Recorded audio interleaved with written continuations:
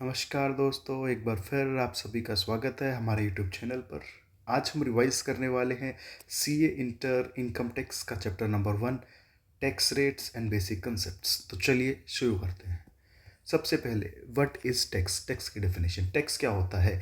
Tax ऐसी कोई भी पेमेंट जो हम गवर्नमेंट को करते हैं और जो कि कंपलसरी नेचर की होती है, हम उससे बच नहीं सकते। वॉलेंट्री या ऑप्शनल नहीं है, एक मैंडेटरी पेमेंट है और मॉनिटरी फॉर्म में ही गवर्नमेंट को करनी पड़ेगी। काइंड में हम उस चीज़ को पे नहीं कर सकते और हमारे टैक्स पे करने से गवर्नमेंट की रिवेन्यू इंक्रीज होती है। मतलब टैक्स जो है वो गवर्नमेंट की रिवेन्यू का एक इंपॉर्टेंट सोर्स है। उस चीज़ को हम क्या बोल देंगे? टैक्स। टैक्स कितने टाइप के होते हैं? 2 टाइप के, डायरेक्ट टैक्स और इनडायरेक्ट टैक्स। जो हमारा सी इंटर का सिलेबस है वो भी 2 पार्ट्स में डिवाइडेड है, एक इनकम टैक्स और एक जीएसटी। इनकम टैक्स कौन सा टैक्स है? Direct tax. जीएसटी कौन सा टैक्स है? Indirect tax. दोनों में डिफरेंस क्या है? एक डिफरेंस तो ये है, सबसे मेजर डिफरेंस, कि जो इनकम टैक्स है या फिर जो डायरेक्ट टैक्स है उसका बर्डन शिफ्ट नहीं किया जा सकता। जिस पर्सन के ऊपर टैक्स लगेगा उसी को पे करना पड़ेगा। और इनडायरेक्ट टैक्स क्या है? इसका बर्डन शिफ्ट किया जा सकता है। लेवी एक पर होगा, पे किसी और को करना पड़ेगा, right. Number of tax payers की बात करें तो डायरेक्ट टैक्स के जो टैक्स पेयर्स है वो बहुत कम है। इनडायरेक्ट टैक्स के केस में नंबर ऑफ टैक्स पेयर्स बहुत ज़्यादा है। डायरेक्ट टैक्स जो है वो प्रोग्रेसिव नेचर का है। प्रोग्रेसिव का मतलब कि जैसे जैसे किसी पर्सन की इनकम बढ़ेगी तो उसके ऊपर लगने वाले टैक्स के रेट्स इंक्रीज होते जाएंगे। लेकिन इनडायरेक्ट टैक्स किस नेचर का है? रिग्रेसिव। मतलब हमारी इनकम से टैक्स रेट्स का कोई लेना देना नहीं है। हमारी इनकम कितनी भी हो, टैक्स के रेट क्या रहेंगे? सेम। जीएसटी का रेट 18% है एक प्रोडक्ट पे, तो चाहे उस प्रोडक्ट को कोई भी खरीदे उस प्रोडक्ट का रेट कितना रहेगा? 18% ही। उसके बाद हमने देख ही लिया था डायरेक्ट टैक्स का example, income tax. Indirect tax का सबसे मेन एग्जांपल क्या है? GST, right. उसके बाद टैक्स को क्यों लगाया जाता है? Why taxes are levied? Because they are basic source of revenue for the government. क्योंकि गवर्नमेंट को खर्चा करने के लिए क्या चाहिए? पैसे। पैसे कहाँ से आएंगे? टैक्स से, राइट। उसके बाद कॉन्स्टिट्यूशन के कुछ आर्टिकल्स हम देखते हैं। सबसे पहले आर्टिकल 265। आर्टिकल 265 में क्या कहा गया है कि no tax shall be levied और collected except by authority of law. मतलब कोई भी टैक्स लगाने के लिए क्या चाहिए? सबसे पहले एक लॉ चाहिए, मतलब एक एक्ट चाहिए। जैसे इनकम टैक्स लगाने चाहिए, एक एक्ट है। कौन सा? Income tax act.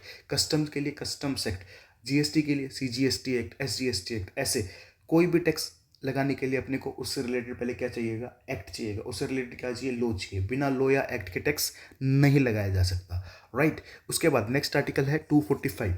245 आर्टिकल के अंदर क्या बता रखा है? इस आर्टिकल में लॉ बनाने की पावर बताई गई है कि कौन लॉ है वो बनाएगा। तो इसमें पावर दी गई एक तो पार्लियामेंट को, एक स्टेट लेजिस्लेटिव असेंबली को। क्या कहा गया कि पार्लियामेंट पूरे कंट्री के लिए लॉ बना सकती है और स्टेट लेजिस्लेटिव असेंबली उस पर्टिकुलर स्टेट के लिए लॉ बना सकती है। लेकिन कॉन्फ्लिक्ट्स हो सकते थे। कॉन्फ्लिक्ट्स हो सकते थे किसके बीच में? पार्लियामेंट और स्टेट लेजिस्लेटिव असेंबली के बीच में, कि हम टैक्स का पैसा कलेक्ट करेंगे। तो इसके लिए आर्टिकल कौन सा बनाया गया? 246 आर्टिकल बनाया गया। 246 इसने क्या करा? पावर्स को डिवाइड कर दिया कि इसने रेफरेंस दिया शेड्यूल 7 का। शेड्यूल 7 के अंदर कितनी लिस्ट है? 3, यूनियन, स्टेट, कॉन्करेंट। तो इस आर्टिकल के अंदर अब क्या बताया गया है कि यूनियन लिस्ट में जो मैटर्स है उस पर लॉ कौन बना सकता है? सिर्फ पार्लियामेंट, ठीक है। स्टेट लिस्ट में जो मैटर्स है उस पर लॉ कौन बना सकता है? उस पर स्टेट की लेजिस्लेटिव असेंबली। कॉन्करेंट लिस्ट पे जो मैटर्स इंक्लूडेड होंगे उन पे दोनों मिलके लॉज बना सकते हैं, ठीक है। तो जो इनकम टैक्स है ना, उसको पता कहाँ रखा गया? उसको रखा गया यूनियन लिस्ट के अंदर। यूनियन लिस्ट के अंदर एंट्री नंबर 82 है, taxes on income other than agriculture income. मतलब इनकम टैक्स से रिलेटेड जो भी लॉज है वो कौन बनाएगा? पार्लियामेंट बनाएगा, ना कि कोई स्टेट लेजिस्लेटिव असेंबली, राइट। और एक और चीज भी अगर हम देखें तो एंट्री नंबर 82 क्या है? Taxes on income other than agriculture income. मतलब यहां से अपने को एक चीज क्लियरली पता लग रही है, क्या एग्रीकल्चर इनकम के ऊपर इनकम टैक्स आएगा? जी नहीं, एग्रीकल्चर इनकम के ऊपर टैक्स नहीं लगेगा, राइट। अच्छा, तो मुझे आप लोग कमेंट करके बताइए, जो जीएसटी है वो इन तीनों में से कौन से लिस्ट के अंदर आता है? यूनियन लिस्ट, स्टेट लिस्ट या कॉन्करेंट लिस्ट, राइट। अब हम चलते हैं आगे। नेक्स्ट हमारा टॉपिक है overview of income tax law in India. अच्छा, देखो, 2 वर्ड्स होते हैं जिनको समझने की जरूरत है। एक तो है लॉ और एक है एक्ट। दोनों वर्ड्स के अंदर है डिफरेंस। लॉ एक वाइडर टर्म है, ठीक है। लॉ के अंदर एक्ट के अलावा बहुत सारी चीजें और आती हैं। जैसे हम इनकम टैक्स लॉ की बात करें तो इसमें सिर्फ इनकम टैक्स एक्ट नहीं आएगा, बहुत सारी चीजें और आएगी। जैसे एक इनकम टैक्स एक्ट आ गया, एक फाइनेंस एक्ट आ गया, उसके बाद इनकम टैक्स रूल्स आ गए, सर्कुलर्स एंड नोटिफिकेशंस आ गए, कुछ लीगल डिसीजंस आ गए कोर्ट के। तो ये सारी चीज़ें मिल के क्या बनती है, इनकम टैक्स लॉ बनती है। मेनली जो इंटर में हमें पढ़ना है, इनकम टैक्स एक्ट पढ़ना होता है, फाइनेंस एक्ट की अमेंडमेंट्स पढ़नी होती है, कुछ रूल्स हम देखेंगे। सर्कुलर्स नोटिफिकेशन इतने ज़्यादा इंटर में कवर नहीं होते हैं, केस लॉज भी इतने ज़्यादा यहाँ पे इंटर लेवल पे कवर नहीं किए जाते, फाइनल के अंदर कवर किए जाते हैं। राइट, सबसे पहले हम बात करें एक्ट हमें जो पढ़ना है उसका ईयर कौन सा है sir, 1961। Income tax act 1961 extends to whole of India. Right, किस दिन फोर्स में आया था, विद इफेक्ट फ्रॉम 1 अप्रैल 1962। कहने के लिए सेक्शंस 1 से 298 तक है, लेकिन इनमें सब सेक्शंस, क्लोजेज, ABCD करके ऐसे बहुत सेक्शंस बना रखे हैं एक्चुअल में। राइट, उसके बाद अगर आप शेड्यूल्स देखें, कितने शेड्यूल्स है, 14 शेड्यूल्स है। और ये देखिए 1961 में एक्ट आया था, तो ये तो है नहीं कि 1961 में जो एक्ट बना उसको हम एज इट इज़ रखेंगे, नहीं, उसमें हर साल चेंजेस करने पड़ते हैं, हर साल उसके अंदर अमेंडमेंट्स आती है। किसके थ्रू, एनुअल फाइनेंस एक्ट के थ्रू।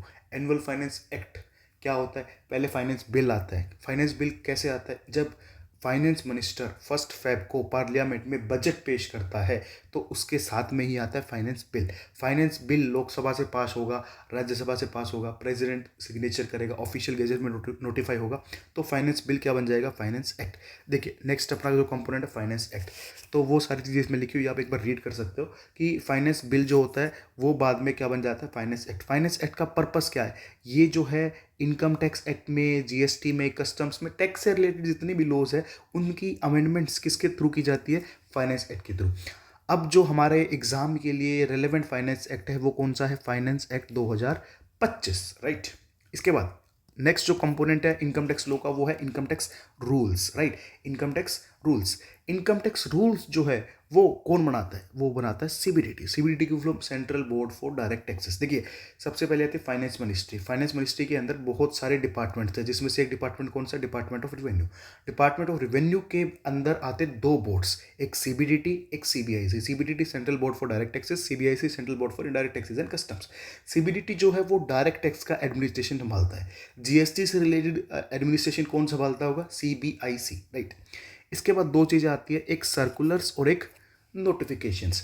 ठीक है, तो इसका थोड़ा सा डिफरेंस एक बार हम देख सकते हैं कि सर्कुलर्स कौन इशू करता है, CBDT इशू करता है। नोटिफिकेशंस कौन इशू करता है, सेंट्रल गवर्नमेंट भी इशू कर सकती है नोटिफिकेशंस, और CBDT भी इशू कर सकती है। राइट, सर्कुलर्स जो होते हैं वो एक्ट के किसी भी प्रोविजन को क्लैरिफाई करने के लिए इशू किए जाते हैं। और नोटिफिकेशन, देखो नोटिफिकेशन जो है हमने देखा था सेंट्रल गवर्नमेंट भी इशू कर सकती है और CBDT भी। अगर सेंट्रल गवर्नमेंट नोटिफिकेशन इशू कर रही है, राइट, अगर सेंट्रल गवर्नमेंट नोटिफिकेशन इशू कर रही है तो वो एक्ट के प्रोविजंस के लिए होगा, और अगर CBDT नोटिफिकेशन इशू कर रही है तो वो रूल्स के प्रोविजंस के लिए होगा। राइट, एक्ट के लिए नोटिफिकेशन कौन इशू करेगा, सेंट्रल गवर्नमेंट। रूल्स के लिए नोटिफिकेशन कौन इशू करेगा, CBDT। राइट, इसके बाद एक और डिफरेंस क्या है कि जो सर्कुलर्स है, ठीक है, वो सर्कुलर्स असेसी के ऊपर बाउंड नहीं है। हम चाहें अगर हमारे लिए बेनिफिशियल है हम उसको फॉलो कर सकते हैं, लेकिन असेसिंग ऑफिसर्स को फॉलो करने पड़ेंगे। लेकिन जो नोटिफिकेशंस है वो हमारे ऊपर भी और डिपार्टमेंट के ऊपर भी, असेसीज के भी, डिपार्टमेंट्स पे भी, दोनों के ऊपर बाउंड है, वो हमें फॉलो करने पड़ेंगे। नोटिफिकेशंस मैंडेटरीली हमें फॉलो करने पड़ेंगे, सर्कुलर्स हमारे ऊपर बाउंड नहीं है, लेकिन डिपार्टमेंट को वो चीज़ फॉलो करनी पड़ेगी। और जो लास्ट कंपोनेंट हमारे पास है वो कौन सा है, legal decisions of the court, case laws. जब दो पर्सन्स के बीच में कॉन्फ्लिक्ट हो जाए, वो मैटर कोर्ट में जाए, कोर्ट ने जो डिसीजन दिया तो वो आगे भी फॉलो किया जाएगा। सबसे इंपॉर्टेंट डिसीजंस किसके होते हैं, सुप्रीम कोर्ट के। सुप्रीम कोर्ट ने जो डिसीजन दिया है वो क्या मान लिया जाएगा कि वो लॉ ऑफ लैंड है, वो चीज़ लॉ में लिखी हुई थी पहले से, चाहे वो डायरेक्टली इंक्लूडेड ना हो तो भी। राइट, इसके बाद अब हम पहला सेक्शन देख रहे हैं इनकम टैक्स एक्ट का, वो कौन सा है, सेक्शन 4। सेक्शन 4 क्या है, इनकम टैक्स एक्ट का चार्जिंग सेक्शन है। इनकम टैक्स एक्ट का चार्जिंग सेक्शन कौन सा, सेक्शन 4। मतलब ये सेक्शन 4 अगर एग्जिस्ट ना करता तो इनकम टैक्स पे ही नहीं करना पड़ता हमें।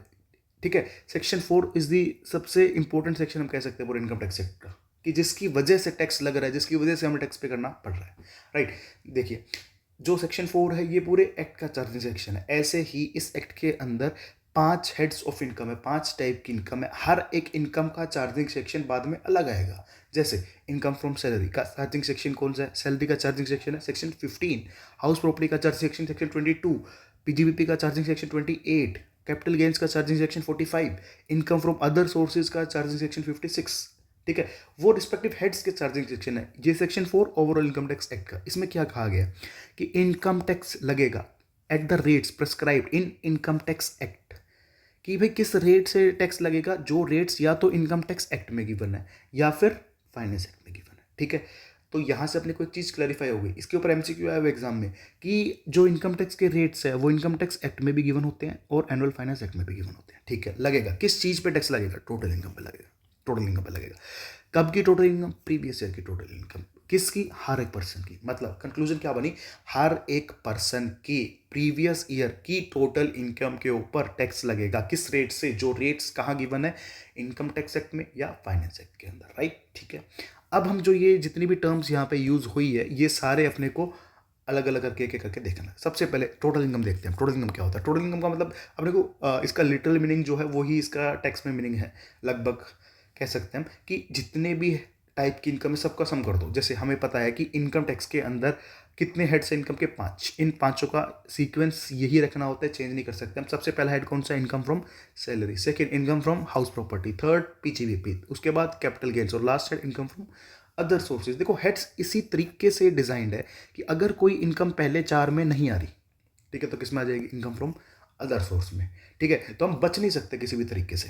तो ये पांचों हेड्स की इनकम को क्या कर देते हैं हम, टोटल। उसके बाद हमें एक दो चीज और करनी है, क्लबिंग और सेट ऑफ। क्लबिंग और सेट ऑफ इसका मीनिंग मैंने बताया था क्लास में कि क्या होता है, राइट। तो इन पांचों हेड्स के इनकम के टोटल को हम क्या बोलेंगे, ग्रोस टोटल इनकम, ठीक है। ग्रोस टोटल इनकम में से हमें क्या करना है, डिडक्शन लेस करनी है। डिडक्शन जैसे हम लेस कर देंगे तो अपने पास क्या आ जाएगी, टोटल इनकम। या फिर टोटल इनकम को और क्या बोला जा सकता है, टैक्सेबल इनकम या फिर नेट इनकम। तीनों का मतलब क्या है, सेम है। क्वेश्चन में कोई भी वर्ड यूज हो सकता है, टोटल इनकम, टैक्सेबल इनकम या नेट इनकम, तीनों का मतलब क्या होगा, सेम होगा, राइट। अच्छा, अब मुझे एक चीज़ बताओ, क्या डिडक्शंस की अमाउंट ग्रोस टोटल इनकम से ज़्यादा हो सकती है, नहीं। डिडक्शंस मैक्सिमम कितनी हो सकती है, जितनी ग्रोस टोटल इनकम है। मतलब कि टोटल इनकम कभी भी नेगेटिव नहीं हो सकती। क्या जीरो हो सकती है, हाँ जीरो हो सकती है, राइट। तो टैक्स किस पे लग रहा है, ग्रोस टोटल इनकम पे लग रहा है, टोटल इनकम पे लग रहा है। टैक्स लग रहा है टोटल इनकम के ऊपर। सेक्शन 4 में क्या टर्म यूज थी, टोटल इनकम, डिडक्शंस के बाद वाली इनकम, राइट। ये एग्जांपल है, आप एक बार ये खुद देख सकते हैं एग्जांपल। इसके बाद नेक्स्ट हम मीनिंग देख रहे हैं कि प्रीवियस ईयर का मतलब क्या होता है। प्रीवियस ईयर का मतलब ये नहीं है हम पिछले साल की बात कर रहे हैं। मतलब समझने के लिए मानो कि जिस साल में हम पैसा कमा रहे हैं, ठीक है, जो अपना करंट फाइनेंशियल ईयर, उसी को हम क्या बोल देते हैं, प्रीवियस ईयर। प्रीवियस ईयर मतलब असेसमेंट ईयर से पहले वाला साल। जैसे करंट प्रीवियस ईयर अपना कौन सा हो गया, 25-26। जनरली प्रीवियस ईयर कब से शुरू होगा, 1 अप्रैल से। कब तक चलेगा सर, 31 मार्च तक चलेगा, ठीक है। लेकिन इसकी एक एक्सेप्शन है। क्या एक्सेप्शन है, कि अगर हमने कोई नया बिजनेस शुरू करा है, कोई नया सोर्स ऑफ इनकम एग्जिस्टेंस में आया है, उस केस में प्रीवियस ईयर 1 अप्रैल से शुरू नहीं होगा, बल्कि ये शुरू होगा किस दिन से, जिस दिन वो नया बिजनेस स्टार्ट किया हमने, या नया जो सोर्स ऑफ इनकम है वो एग्जिस्टेंस में आया। ये चीज़ याद रखनी है, कई जगह पे काम आ सकती है। क्लबिंग के चैप्टर में ये पॉइंट काम आता है कि अगर नया बिजनेस या नया सोर्स ऑफ इनकम है तो उसमें प्रीवियस ईयर 1 अप्रैल से शुरू नहीं होगा, उस दिन से शुरू होगा जिस दिन हमने बिजनेस शुरू करा है, नया सोर्स ऑफ इनकम एग्जिस्टेंस में आया है। खत्म कब होगा, खत्म तो फिक्स है, खत्म 31 मार्च को ही होगा। मतलब प्रीवियस ईयर 12 महीने से कम का हो सकता है, 12 से ज़्यादा का नहीं हो सकता। नेक्स्ट, उसके बाद अपने पास आता है असेसमेंट ईयर। असेसमेंट ईयर किसको बोलते हैं, असेसमेंट ईयर जो प्रीवियस ईयर से अगला साल है। ये एग्जैक्ट 12 मंथ्स का ही रहेगा हमेशा, 1 अप्रैल से शुरू होगा, 31 मार्च को खत्म होगा। जैसे हमारे एग्जाम में प्रीवियस ईयर जो है वो कौन सा आएगा, प्रीवियस ईयर होगा 25-26। तो इसका हम किस असेसमेंट ईयर से रेफर करेंगे, असेसमेंट ईयर 26-27। तो चाहे क्वेश्चन में ये लिखा हो ये लिखा हो, दोनों का मतलब क्या है, एग्जैक्ट सेम है। दोनों में कोई भी डिफरेंस नहीं है। क्वेश्चन किसी भी टर्म को यूज़ कर सकता है, प्रीवियस ईयर को भी, असेसमेंट ईयर को भी। प्रीवियस ईयर में हम पैसा कमा रहे हैं, उस पैसे का हिसाब किताब कब हो रहा है, असेसमेंट ईयर में। प्रीवियस ईयर में पैसा कमाया, उसकी इनकम टैक्स रिटर्न कब फाइल करेंगे, असेसमेंट ईयर में, राइट। आगे देखो, अब हमारे पास नेक्स्ट जो मीनिंग हमें देखना है वो किसका, पर्सन। पर्सन के अंदर सारी चीज़ें आ जाएगी, यत्र तत्र सर्वत्र। कोई भी ऐसी चीज़ नहीं है जो पर्सन में इंक्लूड ना हो सके, सारी चीज़ पर्सन के अंदर आएगी। क्या क्या चीज़ आएगी, देखो, इंडिविजुअल, कोई भी नेचुरल पर्सन है, आप लोग, जो भी पर्सन है वो इंडिविजुअल है, वो सारे इसके अंदर यहाँ कवर होंगे। नॉर्मल ह्यूमन बींग्स सारे किस में आ गए, इंडिविजुअल में। सेकंड अपने को क्या देखना है सर, एचयूएफ। एचयूएफ मतलब हिंदू अनडिवाइडेड फैमिली। अच्छा, उसके बाद देखो एचयूएफ के अंदर है ना 3 टाइप के मेंबर्स होते हैं। कर्ता, कर्ता जो होता है हेड ऑफ द फैमिली। उसके बाद एक कोपार्सनर। कोपार्सनर किसको बोलते हैं, ऐसे मेंबर्स इंक्लूडिंग डॉटर्स जिनका फैमिली की प्रॉपर्टी में राइट है, ठीक है, क्यों? क्योंकि उनका बर्थ उस फैमिली में हुआ है, ठीक है, इसलिए उनके पास प्रॉपर्टी में राइट है। अदर मेंबर्स जिनके पास प्रॉपर्टी में राइट्स नहीं है लेकिन एचयूएफ का मेंबर है, कौन कौन? वाइफ या डॉटर इन लॉ। देखो, इनको हम एचयूएफ का मेंबर तो बोल रहे हैं, ठीक है, लेकिन उनके पास प्रॉपर्टी में राइट नहीं है क्योंकि उनका बर्थ उस फैमिली में नहीं हुआ है, राइट। अच्छा, मुझे एक चीज बताओ, क्या जो करता है वो मेल होगा या फीमेल भी करता हो सकती है? एक तो मुझे आप ये चीज कमेंट करके बताना। और दूसरा ये बताइए, देखो एचयूएफ के नाम में आ रहा है हिंदू अनडिवाइडेड फैमिली, तो क्या सिर्फ हिंदूज ही एचयूएफ बना सकते हैं या कोई और रिलीजन भी एचयूएफ फॉर्म कर सकते हैं, राइट। नेक्स्ट देखिए, एचयूएफ के अंदर दो टाइप के लॉज पूरे इंडिया में फॉलो किए जाते हैं, कौन कौन से? दया भागा और मिताक्षरा। ज्यादा कॉमन कौन सा है? मिताक्षरा। दया भागा जो है वो सिर्फ दो ही स्टेट्स में फॉलो किया जाता है, एक वेस्ट बंगाल और एक असम। बाकी सारे इंडिया में कौन सा लॉ फॉलो किया जाता है? मिताक्षरा। मिताक्षरा के अंदर क्या होता है, किसी भी पर्सन के पास प्रॉपर्टी में राइट आ जाती है बाय हिज बर्थ, जैसे ही बर्थ हुआ फैमिली में प्रॉपर्टी में राइट्स आ गई, ठीक है, बात खत्म। लेकिन दया भागा में क्या होता है, इसमें बाय बर्थ प्रॉपर्टी के राइट्स नहीं आते जब तक हेड ऑफ द फैमिली जिंदा है। हेड के मरने के बाद ही उसके बच्चों को प्रॉपर्टी की राइट्स मिलेगी। तो याद रखने के लिए सिंपल है, देखो दया भाग और आफ्टर डेथ प्रॉपर्टी की राइट्स मिलेगी, तो डी से दया भाग, डी से डेथ। मिताक्षरा के अंदर बाय बर्थ अपने को प्रॉपर्टी की राइट्स मिल जाएगी। तो दया भागा कहाँ कहाँ पे प्रेवलेंट है? वेस्ट बंगाल और Assam. Rest of the India में कौन सा है? मिताक्षरा। हरियाणा में कौन सा लॉ लगेगा? मिताक्षरा। महाराष्ट्र में कौन सा लगेगा? मिताक्षरा। ऐसे स्टेट वाइज भी क्वेश्चंस पूछे जा सकते हैं, राइट। आगे देखिए, नेक्स्ट अपने पास कैटेगरी जो है पर्सन की, वो है कंपनी। देखो, जितने भी हम पर्सन अभी देख रहे हैं ना, इन सभी पर्सन का पैन नंबर क्या होगा? अलग अलग। इंडिविजुअल का पैन नंबर अलग होगा, एचयूएफ का पैन नंबर अलग होगा, एचयूएफ के कर्ता का पैन नंबर अलग, क्योंकि कर्ता इंडिविजुअल है। कंपनी का पैन नंबर अलग होगा। देखो, इनकम टैक्स में हम जो क्लासिफिकेशन देखते हैं कंपनी की, कंपनीज को हम दो टाइप पे डिवाइड करते हैं, डोमेस्टिक और एक फॉरेन, ठीक है। डोमेस्टिक और फॉरेन। फॉरेन कंपनी कैसी? जिसका रजिस्ट्रेशन इंडिया के कंपनीज एक्ट में नहीं हुआ, जिसका रजिस्टर्ड ऑफिस इंडिया में नहीं है, वो क्या बन गई? Foreign company.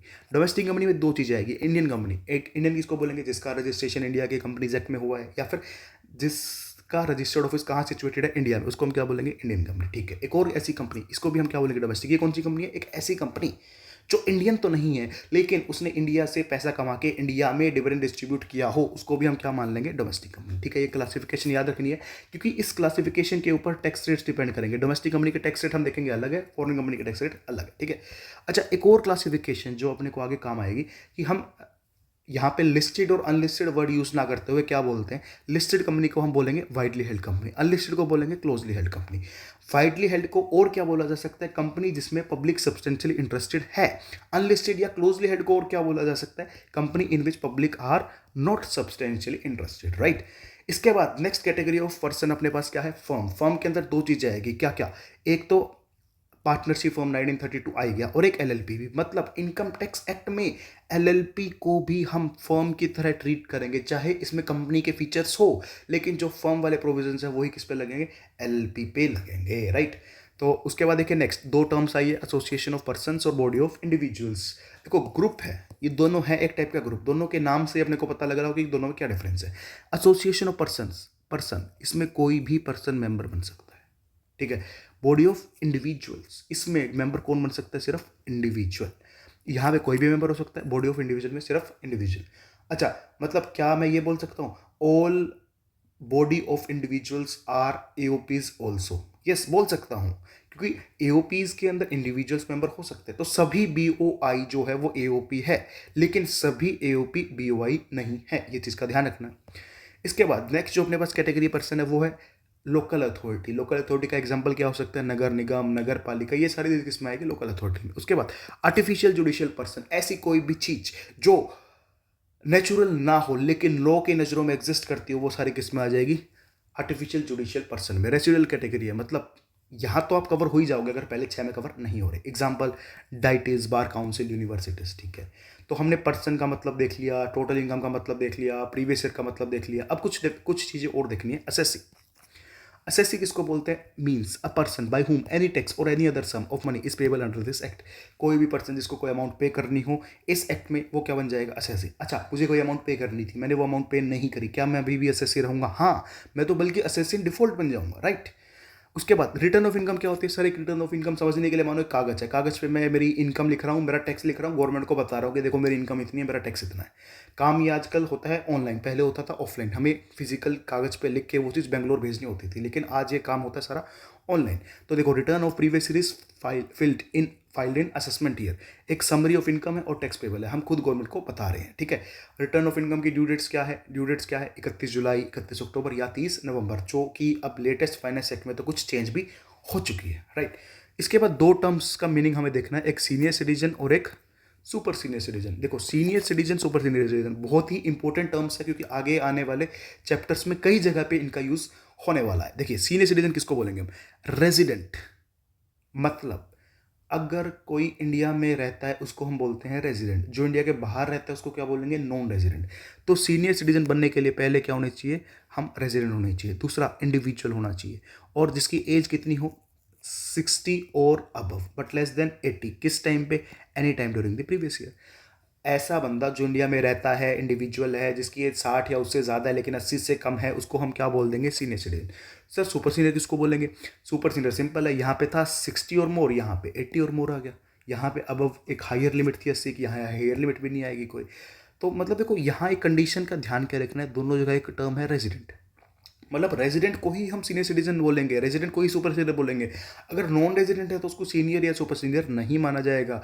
इंडिया के बूढ़ों को बूढ़ा मानेंगे, फॉरेन के बूढ़े लोगों को बूढ़ा नहीं मानेंगे, राइट। एक और सर्कुलर याद रखना इंपॉर्टेंट, कि अगर किसी बंदे का 60th बर्थडे या फिर 80th बर्थडे 1 अप्रैल को आ रहा है, ठीक है, तो हम क्या मान लेंगे कि वो 31 मार्च को ही 60 या 80 साल का हो चुका है। रिपीट कर रहा हूं, मैंने क्या बोला है कि अगर किसी पर्सन का 60th बर्थडे 1 अप्रैल को आता है या 80th बर्थडे 1 अप्रैल को आता है, तो क्या मान लिया जाएगा कि वो पिछले साल में ही 31 मार्च वाले साल में ही 60 या 80 साल का हो चुका है, राइट। इसके बाद हम देखते हैं flow in computation of total income and tax liability, कि हमें जो क्वेश्चन 1 भी हमारे एग्जाम में करना होता है 15 मार्क्स का, या फिर नॉर्मली भी हम किसी बंदे का टैक्स कैलकुलेट करना चाहते हैं, तो हमें क्या क्या स्टेप्स फॉलो करने पड़ते हैं। सबसे पहले डिटरमाइन दी रेजिडेंशियल स्टेटस, हम ये देखेंगे कि वो पर्सन रेजिडेंट है इंडिया का या नॉन रेजिडेंट। रेजिडेंट मतलब जो इंडिया में रहता है, नॉन रेजिडेंट मतलब जो इंडिया के बाहर रहता है। तो पहले अपने को उसका रेजिडेंशियल स्टेटस देखना पड़ेगा, ठीक है। फिर उसकी हम इनकम कंप्यूट करेंगे, टोटल इनकम। टोटल इनकम का मतलब क्या था? सभी हेड्स की इनकम का टोटल करेंगे, वो बन जाएगी ग्रॉस टोटल इनकम, उसमें से रिडक्शंस लेस करेंगे, वो क्या आ गई? Total income, right. इसके बाद हम उसको राउंड ऑफ करेंगे।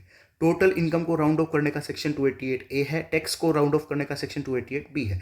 तो हम है ना राउंडिंग ऑफ करेंगे टोटल इनकम की, ग्रॉस टोटल इनकम की नहीं, टोटल इनकम की। राउंडिंग ऑफ के रूल्स क्या थे? डेसिमल के बाद जो भी डिजिट्स है उसको इग्नोर करेंगे, उसको कंसीडर नहीं करेंगे। डेसिमल से पहले लास्ट जो डिजिट है वो अगर 5 या 5 से बड़ा है तो अपर राउंड ऑफ करना है, 5 से छोटा है तो लोअर राउंड ऑफ, ठीक है। सेम राउंडिंग ऑफ के रूल्स यहाँ 288A में है, सेम 288B के अंदर है। आगे देखिए, हम फिर टैक्स कैलकुलेट करेंगे। टैक्स कैलकुलेट करेंगे, कौन से रेट्स का यूज करेंगे? दो टाइप के रेट्स मैंने आपको बता रखे हैं, एक स्पेशल रेट्स और एक जनरल रेट्स। उसके बाद रिड्यूस रिबेट इफ अवेलेबल, अगर हमारी इनकम एक लिमिट से कम है तो हमें कुछ डिस्काउंट मिलेगा, जिसको हम क्या बोलेंगे? रिबेट बोलेंगे। अच्छा, उसके बाद ऐड क्या करेंगे? सरचार्ज। सरचार्ज कब लगता है? जब इनकम हमारी एक लिमिट से ज़्यादा हो, जिसकी ज़्यादा इनकम है उसके ऊपर टैक्स भी ज़्यादा लगेगा, जिसको हम बोल रहे हैं सरचार्ज। सरचार्ज मतलब tax on tax if applicable, and also provides marginal relief. Marginal relief का कंसेप्ट भी हम कवर कर चुके हैं। और next health and education cess add करना है 4%। कब? सब कैलकुलेशन करने के बाद, रिबेट लेस करने के बाद, सरचार्ज ऐड करने के बाद, मार्जिनल रिलीफ के बाद, लास्ट में 4% का सेस अपने को कंपल्सरी ऐड करना पड़ेगा, मैंडेटरी है, ये इतना पे करना पड़ेगा 4% तो एक्स्ट्रा। इसके बाद देखो, दो हमने रेट्स देखे कि दो टाइप के रेट्स होते हैं, जनरल रेट्स और स्पेशल रेट। यहाँ अभी देखा ना हमने स्टेप 4 के अंदर टैक्स कैलकुलेट करना है using special and general rates, तो दो टाइप के रेट्स है। अब हमें देखना है कौन सी हेड ऑफ इनकम पे कौन से रेट्स लगते हैं। देखो salary, first head income from salary पे कौन से रेट लगते हैं? General rates. उसके बाद इनकम फ्रॉम हाउस प्रॉपर्टी कौन से रेट्स लगते हैं? General rates. उसके बाद थर्ड हेड पीजीबीपी कौन से रेट्स लगते हैं? General rates. कैपिटल गेन्स के अंदर देखिए दो टाइप के कैपिटल गेन हो सकते हैं, लॉन्ग टर्म और शॉर्ट टर्म। दोनों में डिफरेंस क्या है ये हमें कैपिटल गेन्स वाले चैप्टर में पता लगेगा, राइट। तो देखो लॉन्ग टर्म के अंदर दो सेक्शन हो सकते हैं, 112 और 112A, और शॉर्ट टर्म में दो सेक्शन 111 और 111A। 112A और 111A, इन तीन सेक्शंस के अंदर क्या है? Special rate. 111 के अंदर क्या है? General rates. मतलब कैपिटल गेन के टोटल कितने सेक्शंस हो गए? चार में से एक में है जनरल रेट 111 में, और बाकी तीन के अंदर क्या है? Special rate, right. अभी तक कितने स्पेशल रेट आ गए? 1, 2 और 3, राइट। अब देखो इनकम फ्रॉम अदर सोर्सेज, जिसमें से तीन चीज़ें हैं, casual income, online gaming, other sources. Other मतलब इनकम हो अदर सोर्सेज का भी अदर्स वाला पोर्शन, इसमें क्या चीज़ें आएगी, जैसे इंटरेस्ट हो गया, डिविडेंड हो गया, ये चीज़ें। और ऑनलाइन गेमिंग आज के टाइम पे इतना रेलेवेंट है नहीं, क्योंकि ऑनलाइन गेमिंग जो है वो वैसे भी बैन हो चुकी है। तो कैजुअल इनकम के अंदर भी स्पेशल रेट है, ऑनलाइन गेमिंग में भी स्पेशल रेट है, और बाकी जो बच गए उस पर जनरल रेट, मतलब इंटरेस्ट डिविडेंड इन पे क्या आएंगे, जनरल रेट, ठीक है। उसके बाद देखिए आगे, अब हम बात करते हैं जो स्पेशल रेट्स है, टोटल कितने स्पेशल रेट हुए, पांच हो गए ना। देखो एक 112, एक 112 ए, 111 ए, कैजुअल इनकम और ऑनलाइन गेमिंग, ये पांच स्पेशल रेट की पहले बात करते हैं। 112 का टैक्स रेट क्या है याद रखना अपने को। ये जो चीज़ है ना, ये अभी समझ नहीं आएगी, ये हम देखेंगे कैपिटल गेन्स वाले चैप्टर के अंदर। अभी सिर्फ ये देखो 112 का टैक्स रेट क्या है, 12.5%। सिर्फ याद क्या रखना है, 112 में long term capital gain tax rate 12.5%। 112 ए का टैक्स रेट सर सेम है जो 112 में था, 12.5%, लेकिन एक चीज़ अलग है, क्या, ऑन अमाउंट एक्सीडिंग 1,25,000, कि 1,25,000 तक की इनकम को टैक्स टेबल नहीं करेंगे 112 में, 1,25,000 माइनस करने के बाद बैलेंस पे कितना लगेगा, 12.5%, ठीक है। 111 ए में short term capital gain tax rate कितना आएगा, 20%, 20%, ठीक है। कैजुअल इनकम 115 बीबी, 115 बीबी, किस टाइप की इनकम आती है, lotteries, crossword puzzles, races including horse races. अच्छा एक चीज़ का ध्यान रखना है, यहाँ पे हम सिर्फ विनिंग फ्रॉम हॉर्स रेसेस की बात कर रहे हैं। अगर हॉर्स रेसेस की विनिंग्स है तो उसको हम कैजुअल इनकम बोलेंगे, तो उस पर 30% का टैक्स रेट आएगा।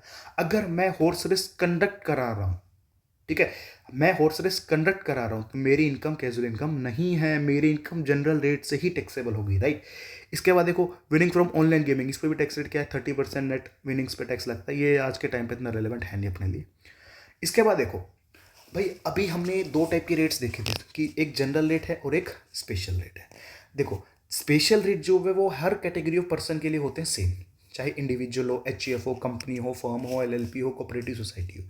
लेकिन जनरल रेट्स हर एक कैटेगरी ऑफ पर्सन के लिए अलग अलग है। तो हम जो पहले जनरल रेट्स देख रहे हैं वो किसके लिए देख रहे हैं, individual, HUF, AOP, BOI, artificial judicial persons के लिए। इन सभी पे जनरल रेट्स क्या लगेंगे, सेम।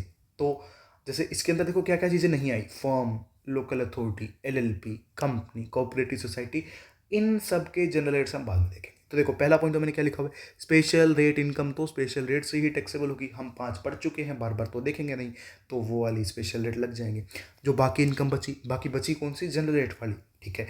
अब जनरल रेट वाली इनकम के लिए इंडिविजुअल के पास दो ऑप्शंस हैं, एक को बोलते हैं हम न्यू रिजाइम, दूसरे को बोलते हैं old regime. New regime given कहाँ पे, section 115 BAC of income tax act. Section हमारे याद रखना, मोस्ट इंपॉर्टेंट सेक्शन है ये वाला भी, section 115 BAC of income tax act. Old regime given कहाँ पे, रेट्स इसके गिवन होते हैं फाइनेंस एक्ट के अंदर।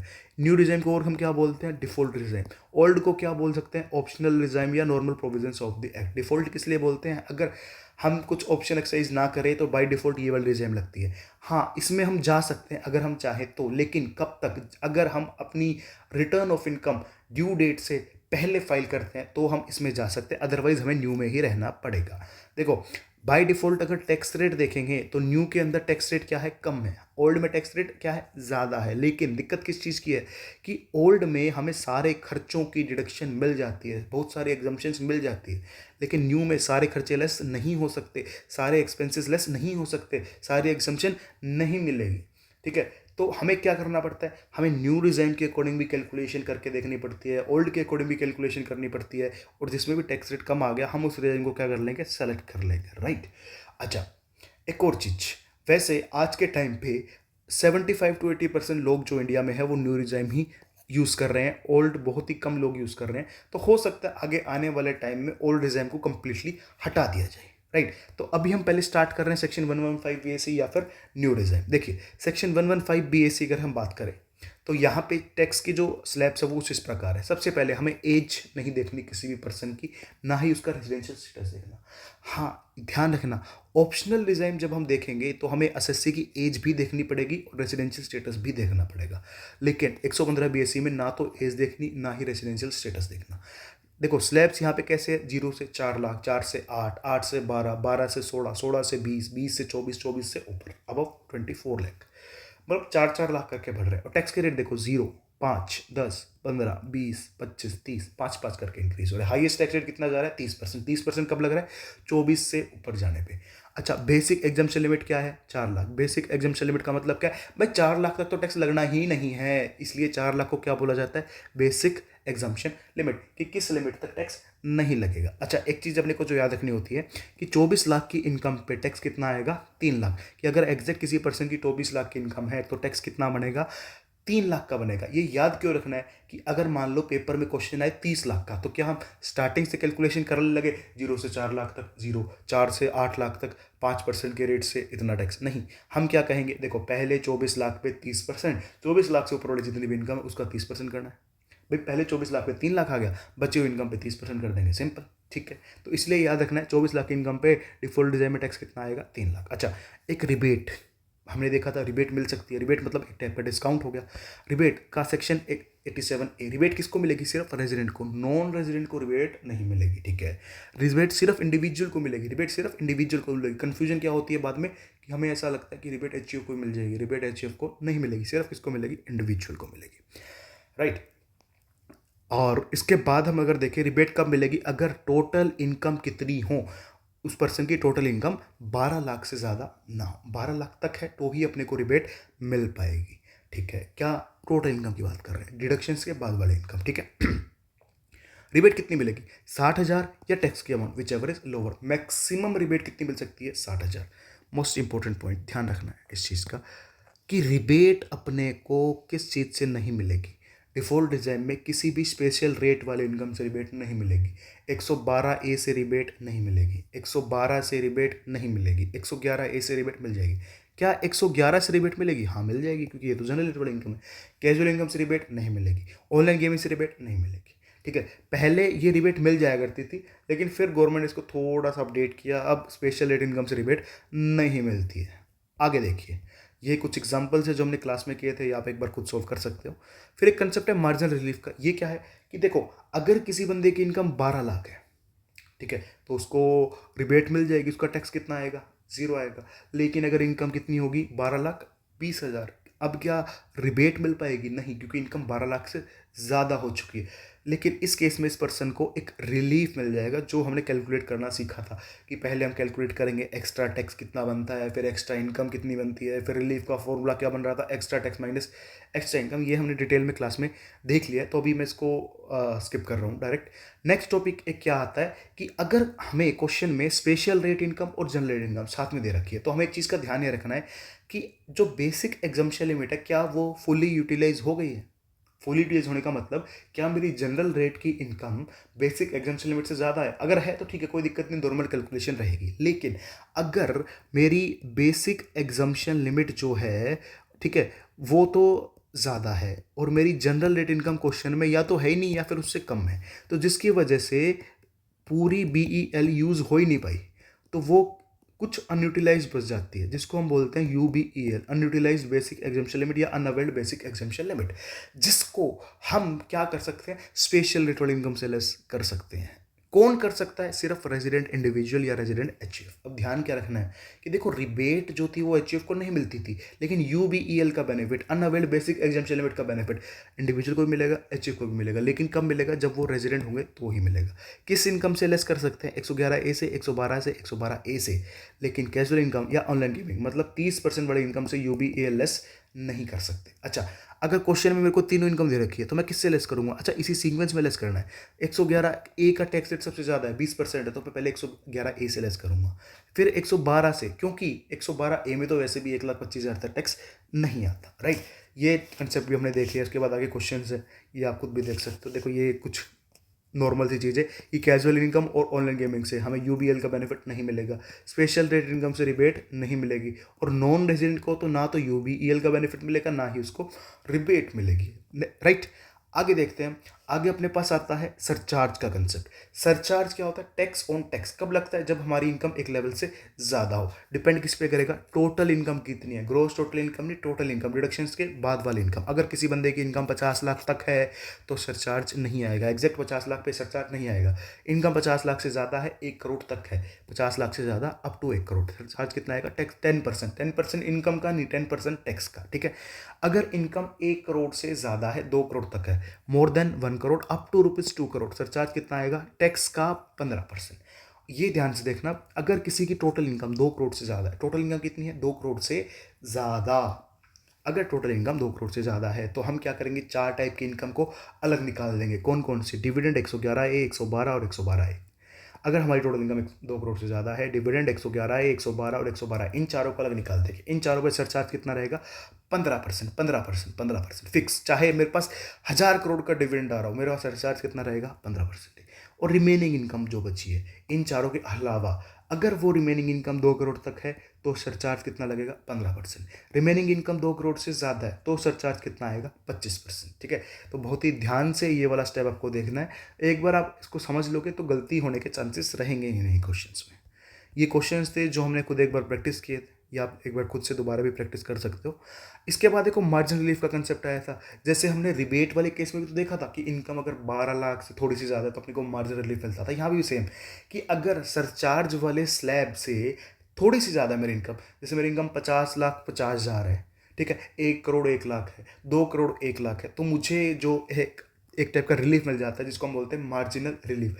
कैलकुलेशन हम इसकी क्लास में देख चुके हैं कि मार्जिनल रिलीफ का फॉर्मूला क्या बनता है? Extra tax minus extra income. मतलब जैसे 50 लाख और 51 लाख, मेरी इनकम अगर 51 लाख है, यहाँ सरचार्ज आ रहा है, 50 लाख पे सरचार्ज नहीं आ रहा, तो यहाँ पे होता क्या है कि इनकम तो 1 लाख से इंक्रीज हुई लेकिन टैक्स 1 लाख से ज़्यादा से इंक्रीज हो जाएगा, तो अपने को कुछ रिलीफ मिल जाएगा। ठीक है, तो वो हम जो कैलकुलेशन उसकी बहुत अच्छे से क्लास में पहले देख चुके हैं। अब हम चलते हैं जो हमारी अगली रिजाइम है। हमने अभी जो रिजाइम देखी वो कौन सी थी? न्यू रिजाइम, या फिर डिफॉल्ट रिजाइम, या फिर section 115 BAC of income tax act. अब हम कौन सी रिजाइम देख रहे हैं? ऑप्शनल रिजाइम, या फिर ओल्ड रिजाइम, या फिर rates prescribed by annual finance act. भाई यहाँ देखो बिल्कुल उससे अपोजिट, वहाँ लिखा हुआ था हमने एसएससी की एज नहीं देखनी, एसएससी का रेसिडेंशियल स्टेटस नहीं देखना। यहाँ क्या है? Here we need to check the age and residential status of the SSC. हमें किसी भी पर्सन की पहले एज देखनी पड़ेगी, उसका रेजिडेंशियल स्टेटस देखना पड़ेगा, उसके बाद ही हम डिसाइड कर पाएंगे रेट कौन से लगेंगे। देखो, अगर कोई पर्सन नॉर्मल पर्सन है, नॉर्मल इंडिविजुअल, HUF है, AOP, BOI, artificial judicial person, तो रेट्स क्या है? 2.5 लाख तक 2.5 से 5 लाख 5%, 5 से 10 लाख 20%, 10 लाख से ऊपर 30%। ठीक है, अगर सीनियर सिटीजन है, सीनियर सिटीजन कौन था? इंडिया का रेजिडेंट और 60 साल से ऊपर, तो 3 लाख, 2.5 को रिप्लेस कर दो 3 से, 3 लाख तक 3 से 5 लाख 5%, 5 से 10 20%, 10 से ऊपर 30%। सुपर सीनियर, सुपर सीनियर किसको बोलते थे? जो पर्सन इंडिया का रेजिडेंट हो प्लस उसकी एज 80 या उससे अबव। यहाँ पे 2.5 लाख वाला जो स्लैब है ना, 2.5 से 5 को खत्म ही कर दिया, अप टू 5 लाख नहीं, 5 से 10 20%, 10 से ऊपर 30%। अच्छा, एक पर्सन जिसकी एज 61 है लेकिन वो नॉन रेजिडेंट है, तो उस पर रेट आएंगे ये वाले। एक पर्सन एज है 61, वो रेजिडेंट है, रेट्स ये वाले। एक पर्सन एज है 81, नॉन रेजिडेंट है, रेट्स ये वाले। एक पर्सन एज 81, वो रेजिडेंट है, रेट्स ये वाले। तो मतलब एज और रेजिडेंशियल स्टेटस से हम ये डिसाइड कर पाएंगे कि फर्स्ट, सेकंड या थर्ड, इन तीनों में से कौन से रेट्स लगने। अच्छा, एग्जाम में क्वेश्चन आए और अगर ये नहीं बताया कि पर्सन की एज कितनी है, तो हम क्या मानेंगे? 60 से कम है। ठीक है, अगर क्वेश्चन आए, क्वेश्चन में ये नहीं बताया कि रेजिडेंट है नॉन रेजिडेंट है, तो हम क्या मानेंगे? रेजिडेंट है। राइट, ठीक है।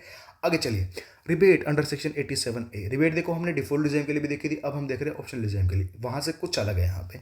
सेम पहली कंडीशन सेम, रेजिडेंट को रिबेट मिलेगी, नॉन रेजिडेंट को रिबेट नहीं मिलेगी, इंडिविजुअल को रिबेट मिलेगी और किसी को रिबेट नहीं मिलेगी। टोटल इनकम कितनी होनी चाहिए? 5 लाख, वहाँ कितना था? 12 लाख। रिबेट यहाँ कितनी मिलेगी? 12,500 या टैक्स की amount which ever is lower. Default design में रिबेट कितनी थी? 60,000 या टैक्स की amount which ever is lower. वहाँ क्या था? किसी भी स्पेशल इनकम से रिबेट नहीं मिलेगी। यहाँ देखो क्या है, rebate will not be available from tax payable under section 112A।